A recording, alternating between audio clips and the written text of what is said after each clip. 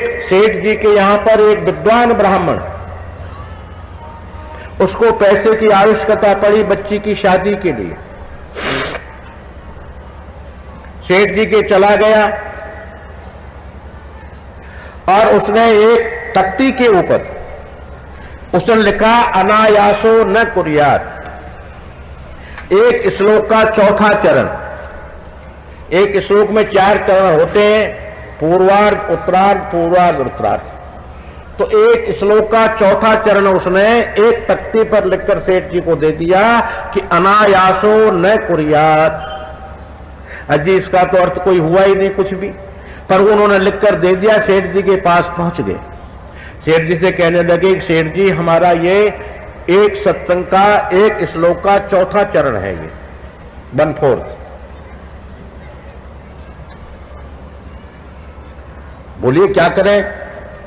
बड़ी तख्ती पर लिखा हुआ था अनायासो न कुर्यात। बोले हमारी लड़की की शादी है सेठ जी, हमें जो है 1000 रुपए की जरूरत है, हम इस चौथे श्लोक के चौथे भाग को आप क्या गिरवी रख जा रहे हैं?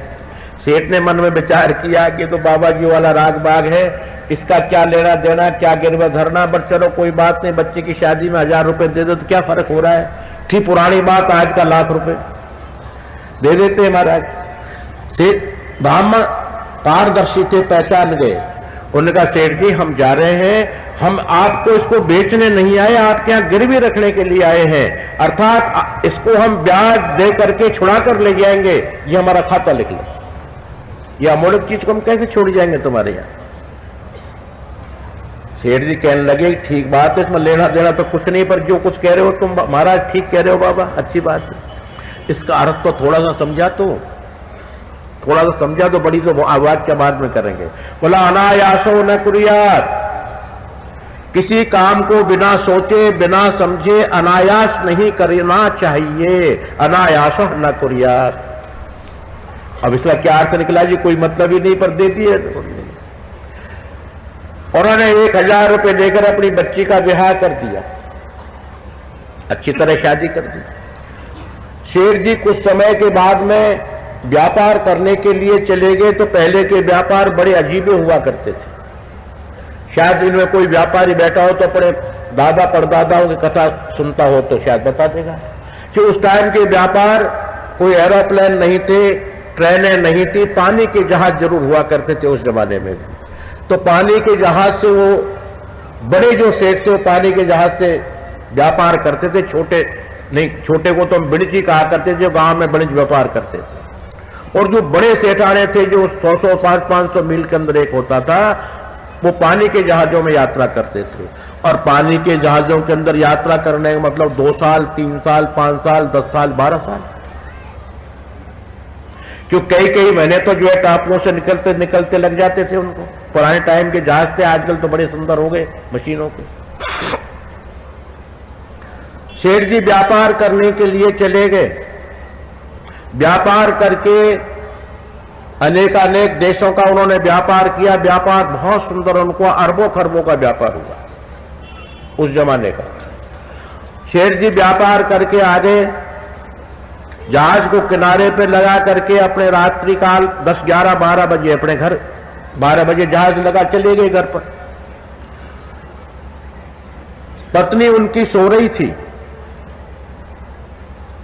और साथ में वो युवक जवान लड़का वो भी मां के साथ सोया हुआ था। तलवार लेकर के सेठ जी ने क्रोध में आकर के तलवार मार के मैं इस पर पुरुष को काटूंगा मैं। और जब वो तलवार निकाले तख्ती के लग गई, इस तरह से निगाह पड़ गई। अनायासो न कुर्यात, अनायास किसी चीज को नहीं करना चाहिए।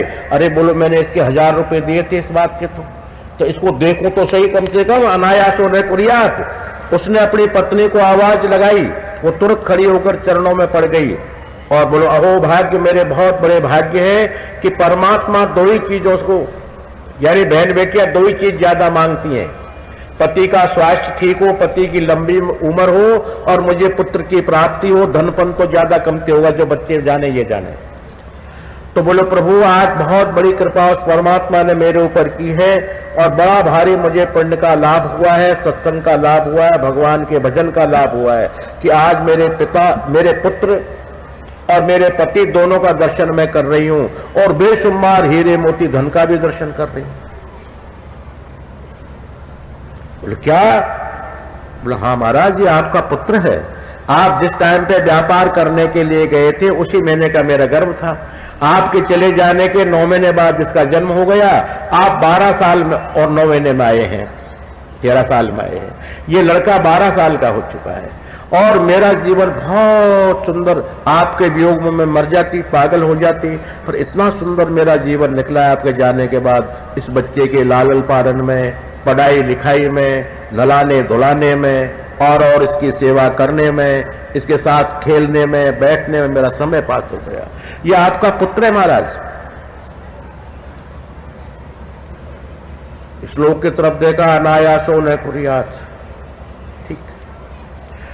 दूसरे दिन उनको, ब्राह्मण को पता लगा सेठ जी आगे और अपनी भिक्षावृत्ति करके, कथा भागवत करके, जैसे तैसे भी करके उसने वो 1000 रुपये और ब्याज का जुगाड़ बनाकर सेठ जी के पास पेश कर दिया। अब सेठ जी आपकी रकम लीजिए, मुझे मेरा श्लोक दे दीजिए। शेठ जी कहने लगे महाराज ये श्लोक तो मैं नहीं दूंगा। बोले क्यों नहीं देगा? मैं आप तुम्हें बेच के थोड़ी गया हूं, मैं तो गिरवी तो रख गया हूं, बेचा तो नहीं है मैंने। बोलो अब बेचा है तो और नहीं बेचा है तो इसको तो हम नहीं देंगे। और आपने 1000 रुपये चौथे भाग के लिए हैं, इनके 3 पद और लिख जाओ और 3 लाख रुपए ले जाओ।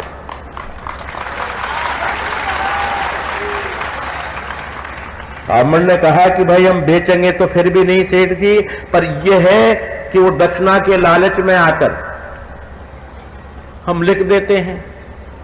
तो उन्होंने पहला तो लिखा हुआ था अनायासो न कुरियात बिन चिंतये। अगला श्लोक लिखा न कुरियात बिन चिंतये, और बिना उसको पुनः पुनः चिंतन कहते हैं। 1 बार 2 बार 3 बार चिंतन करने के बाद भी, 1 बार चिंतन करके भी न करे, 2 बार करे, 3 बार करे, उसके बाद विचार करे। जीवनम पर्यंतम रुदंती, वो जीवन पर्यंत तक रोता ही रहेगा। स्वान इव बन जायते, अर्थात उन्होंने कहा कि सेठ जी इसका अर्थ होता है कि एक बंजारा था, उसको कमी आ गई जैसे मुझे आ गई थी। उसमें उनका एक कुत्ता था, बहुत स्वामी भक्त कुत्ता था और इतनी आज्ञा का पालन करने वाला कुत्ता कि वो पुत्र के समान। शेठ जी के उसको गिरवे रखे, जैसे मैंने आपके रख दिया। गिरवे रखकर कुछ पैसे लिया है, कुत्ते को कह गए तो तेरा मालिक है, आज के बाद तू इसकी पूरी रक्षा करेगा। उस समय के बाद में सेठ जी के यहाँ चोरी हुई, चोर भीतर घुस गए महल के अंदर में, किसी को बुला नहीं पाया, नौकर ने, कुत्ता वहां था। तो कुत्ता ने पूरा अपना जी जान लगा करके उन चोरों के हमला किया, कुछों को मारा, किसी को काटा और हल्ला गुल्ला करने से पूरी पब्लिक आ गई। लाखों लाखों का धन सेठ जी का बच गया। ऐसा वो ब्राह्मण कह रहा है। जीवनम रुदंती, और उस सेठ जी ने उस कुत्ते के गले में एक पर्ची लिख के टांग दी कि मैंने अपना कर्जा ब्याज समेत वसूल पाया, और बंजारे के लिए 51,000 रुपए की राशि हम आज उठा कर रखे हैं, ये कभी भी आकर के ले जाए। ऐसी पर्ची लिखकर कुत्ते के गले में बांध दी और कुत्ता चल दिया। कुत्ता जब बंजारे के खेमे पर पहुंचा तो बंजारे ने विचार किया कि इस कुत्ते ने मेरी नाक कटा दी। उसने बंदूक उठाई और गोली मार दी, और गोली मारकर जब उसके पास गोली तो मार दी, प्यार था, प्यार के लिए रोने गया तो गले में पर्ची देखी। बोलो मैंने मेरा कर्जा वसूल पाया जो भी था, और 51,000 रुपए की राशि मैं तुम्हें प्रदान करता हूं। बंजारा वहां पहुंचा, बोले मुझे स्थिति बताओ क्या हुई। बोले ऐसे ऐसे चोर आए, इतना करोड़ रुपए का मेरा माल बचा दिया तेरे कुत्ते ने, तो मुझे तेरी चीज वापस तो करनी थी। इस तरह से बिना बेचारे सेठ जी कुत्ते को बंजारे ने मार दिया, और जीवन भर उसने सन्यासी बन गया कुत्ते के लिए, योगी बन गया कुत्ते के लिए, मोह था, और वो जीवन भर रोता ही रहा।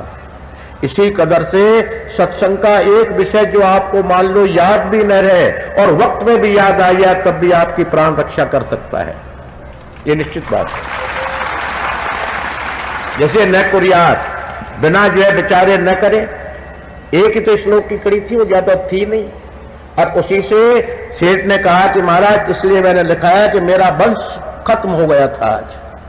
अगर ये आपका लिखे हुए 4 अक्षर न होते तो मेरा वंश खत्म हो गया था, क्योंकि अब मैं वृद्धावस्था को आ गया, मेरे संतान होने का कोई प्रश्न नहीं उठता है। और यही मेरा संतान था, अर्थात मेरा एक कुल का दीपक, इसी को मैं मेरे हाथ से मार देता। ये सत्संग के विषय का लाभ हुआ या नहीं हुआ, विचार कीजिए आप। शायद हुआ ही। तो सत्संग का लाभ छोटी सी बात से बड़ा लाभ हो सकता है।